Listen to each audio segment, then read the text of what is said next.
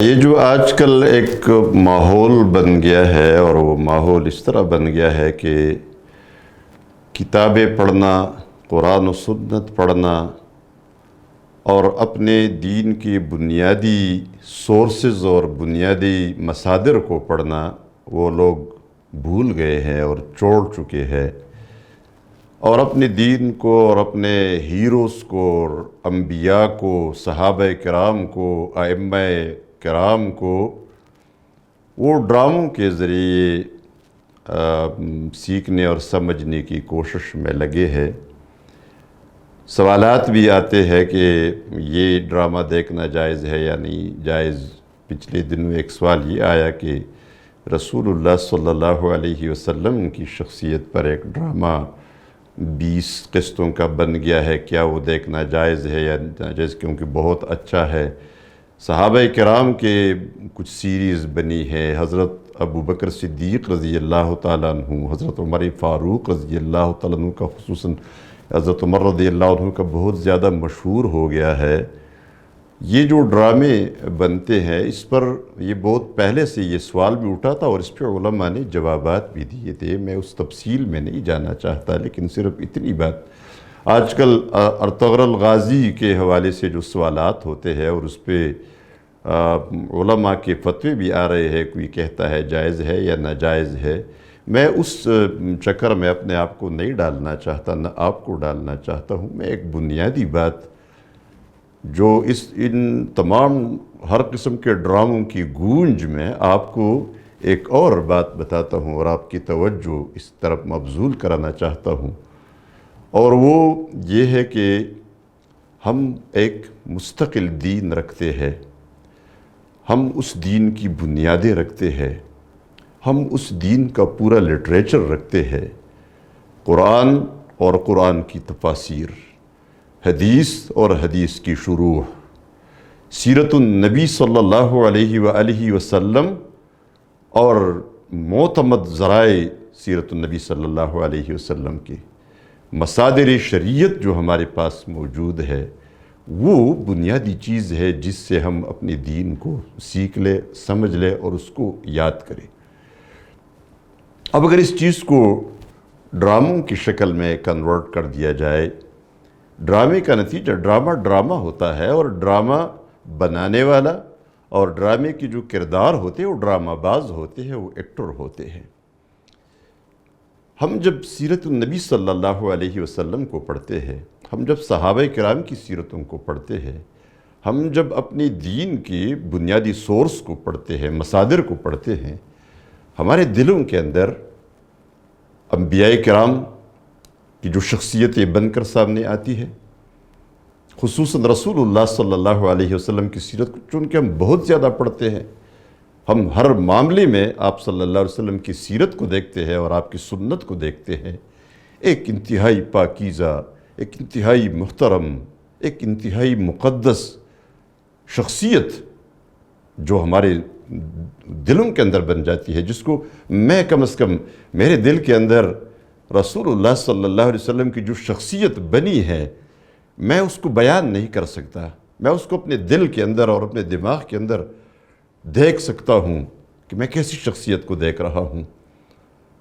جس کے بیان کے لیے میرے پاس الفاظ نہیں ہے، اس حسن کی بیان کے لیے جو میرے دل کے اندر شخصیت ہے، میں بیان نہیں کر سکتا، میرے پاس الفاظ نہیں ہے، میں الفاظ سے اس شخصیت کی تعبیر نہیں کر سکتا۔ اسی طرح ہر مسلمان جو پڑھتا ہے اور جو شخصیت بن جاتی ہے، ان ڈراموں کے نتیجے میں وہ شخصیت تبدیل ہو کر ایک ڈرامہ باز کی شکل اس کی جگہ آ جاتی ہے۔ اور پھر جب ہم صحابی کا نام لیتے ہیں، جیسے حضرت عمر رضی اللہ تعالیٰ عنہ کے بارے میں جو سیریز بنی ہے، حضرت عمر کا نام آتا ہے تو فوراً دل کے اندر وہی ڈرامہ باز والی شخصیت آ جاتی ہے۔ اس کا جو بڑا نقصان ہے ان ڈراموں کا، صحابہ کرام کے ناموں سے جتنی بھی، حضرت بلال رضی اللہ تعالیٰ عنہ کی پوری شکل انہوں نے بنائی ہے، جب بلال رضی اللہ عنہ ہمارے نزدیک کتنے محترم ہے، مجھے تو صحیح بات ہے، اگر میں تھوڑے وقت کے لیے اپنے آپ کو کنٹرول نہ کروں تو مجھے اتنا رونا آتا ہے کہ جب اس چیز کو میں نے ایک سین کو میں نے دیکھا جہاں حضرت بلال رضی اللہ تعالیٰ عنہ نظر آ رہے تھے، کہ حضرت بلال رضی اللہ تعالیٰ عنہ کی اصل شکل کو وہ ہم بھول جائے اور اس کی جگہ ہم ایک ڈرامہ باز کی شکل کو دیکھ کر اس کو حضرت بلال رضی اللہ تعالیٰ عنہ سمجھنے لگے، اور خصوصاً ان ڈراموں میں جس میں نبی کریم صلی اللہ علیہ وسلم کا جو ذکر ہے یا آپ پر جو بنا ہے، اس میں ام المومنین کا بھی ذکر آتا ہے، ام المومنین ہوتی ہے جو بول رہی ہوتی ہے،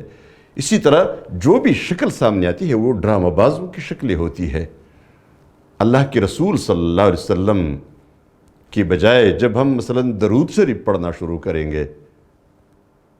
تو اگر کوئی ایسا ڈرامہ سامنے پہلے دیکھ چکا ہے تو وہ ڈرامے والی شکل رسول اللہ صلی اللہ علیہ وسلم کے ہمارے ذہنوں میں آ جائے گی، اور اس سے زیادہ جو یہ حساس بات ہے اور نازک بات ہے، اور میں اس کو بڑا خطرناک سمجھتا ہوں، وہ یہ کہ ہمارے بچے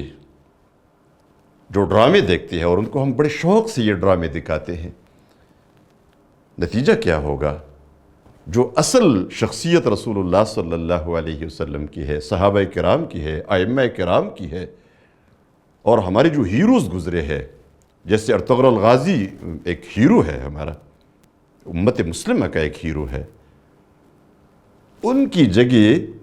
ان ڈرامہ بازوں کی شکلیں ان کے دلوں پر نقش ہو جائیں گی، پھر یہ اپنے بچوں کو کیا چیز منتقل کریں گے؟ یہ کس ڈرامہ باز کی شکل میں اپنے بچوں کو منتقل کریں گے؟ اور جو حقیقی شکل ہے وہ ہم بھول جائیں گے، ہمارے دل و دماغ سے بھی محو ہوگا، ہمارے بچوں سے، اور جو ہماری آئندہ تیسری نسل ہے ان کے ذہنوں سے یہ ساری چیزیں محو ہو جائیں گی۔ لوگ کہتے ہیں یہ ایک ڈرامہ جو ارطغرل الغازی کے بارے میں یہ لوگوں نے مشہور کر دیا ہے، میں اس کی اچائیوں سے انکار نہیں کرتا کہ اس میں کچھ اچائیاں ہے، لیکن جہاں ناجائز چیزیں آ جاتی ہے، کسی اچھی چیز کے ساتھ اگر غلط چیز شامل کی جائے، اس میں اگر میوزک ہے، مجھے افسوس سے یہ کہنا پڑتا ہے، یعنی میرا دل درد کر رہا ہے اس بات پر کہ اس کے بعد جو اسلامی تحریکوں کے اندر جو نظمیں آنے لگی، جو نعت پڑھنے لگے، نعتیں پڑھی جانے لگی، اس سب میں اتنی زبردست میوزک آئی ہے کہ انہوں نے کہا بس ارطغرل الغازی کے ڈرامے میں میوزک ہے۔ کون کہتا ہے کہ جب خلافت عثمانیہ کے قیام کے لیے ارطغرل الغازی جب لڑ رہا تھا تو لڑتے لڑتے وہ میوزک بجا رہا تھا؟ کون کہتا ہے؟ یہ ڈراموں کی میوزک ہے جو ابھی آ رہی ہے، اور اس کے نتیجے میں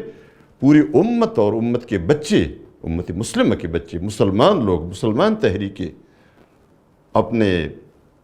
نظموں میں اور اپنے نعت شریف بھی جو پڑھتے ہیں ان سب میں انہوں نے میوزک کو شامل کر دیا ہے۔ یہ اس کے اثرات ہے۔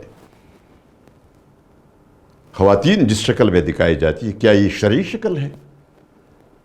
کیا چہرے کا پردہ نہیں ہے ہمارے دین میں؟ اس پہ دلائل ہے باقاعدہ، سورہ نور، وہ چونکہ ہمارا آج کا موضوع نہیں ہے۔ تو جو ایسی چیزیں آ جاتی ہے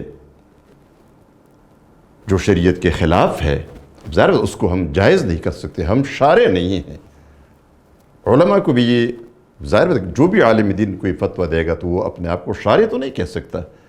شارع کو حق ہے کہ وہ کوئی چیز تبدیل کر دے، ہم جائز و ناجائز کو تبدیل نہیں کر سکتے، ہم حلال و حرام کے ضابطوں کو تبدیل نہیں کر سکتے۔ اس لیے ان تمام چیزوں کو، یعنی اپنے جو ہمارے ہیروز ہے خلافت عثمانیہ کے، وہ ہیروز ہم بھول گئے، اور ایک ڈرامہ باز کی شکل اگر سامنے آ جاتی ہے اور اسی کو ہم سمجھنے لگتے ہیں۔ اسی طرح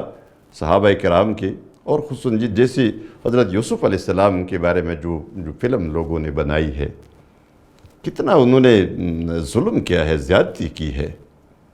حضرت یوسف علیہ السلام کی شکل بنانا، یہ اگر کسی مسلمان نے، ظاہر بات ہے مسلمانوں نے یہ کام کیا ہے، اس پر علماء نے بہت پہلے، مجھے یاد ہے، مجھے کچھ حوالے یاد نہیں ہے، لیکن علماء سے پوچھا گیا کیا اس طرح کے خاکے بنانا جائز ہے کہ ہم بنائیں؟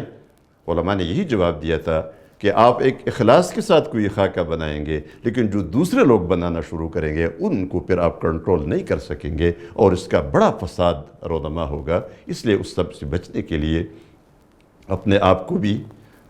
اور اپنے بچوں کو بھی ان ڈراموں سے بچائے۔ قرآن و سنت کا جو اصل چیز ہے، یہ نہیں کہ قوم پوری دنیا ڈراموں کے پیچھے چلے تو ہم اپنے دین کو بھی ڈراموں کے پیچھے لگا دیں اور ہم اپنے دین کو بھی ڈراموں ہی کے ذریعے سیکھنا شروع کر دیں۔ لوگ میوزک کے بغیر کوئی چیز سنتے نہیں ہیں تو ہم بھی ان کو میوزک سنانا شروع کر دیں۔ لوگ قرآن کو اگر نہیں سنتے تو ہم قرآن کے ساتھ اگر میوزک لگا دیں کہ لوگ قرآن کو سنیں گے، لوگ حدیث کو سنیں گے، لوگ دین کی اچھی بات کو سننے کے لیے ضرور میوزک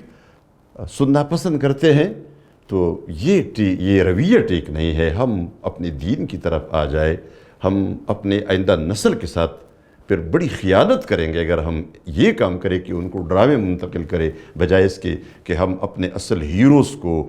ان کی اصلی شکلوں میں منتقل کرے۔ یہ ایک توجہ تھی جو میں آپ کو دلانا چاہتا تھا۔ اللہ کرے میری بات آپ لوگوں کے دلوں میں بیٹھ چکی ہو اور ہم ڈراموں کی بجائے ہم اپنے اصل دین کے سورس اور مصادر کی طرف جائے، قرآن و سنت کو اور اپنی تاریخ کو ہم پڑھیں اور اس تاریخ سے اپنے دین کو، اپنی ہیروز کو، اللہ کی رسول صلی اللہ علیہ وسلم کو اور تمام انبیاء کو اور خصوصاً صحابہ کرام رضوان اللہ تعالیٰ علیہم اجمعین کی شخصیتوں کو اسی کی روشنی میں سیکھے اور سمجھے، اسی میں فائدہ ہوگا۔ اور ڈراموں کے نتیجے میں کبھی کوئی انقلاب نہیں آیا۔ ڈرامہ بازوں کے ڈراموں کی وجہ سے نہ ہم اپنے دین کو سیکھ سکتے ہیں بلکہ ہم اپنے دین کو بڑے غلط رخ پر ڈال دیں گے اور یہ ایسی خیانت ہوگی جس کی خطرناک نتائج ہماری آئندہ نسلوں کو بھگتنے ہوں گے۔ لا الہ الا اللہ، لا الہ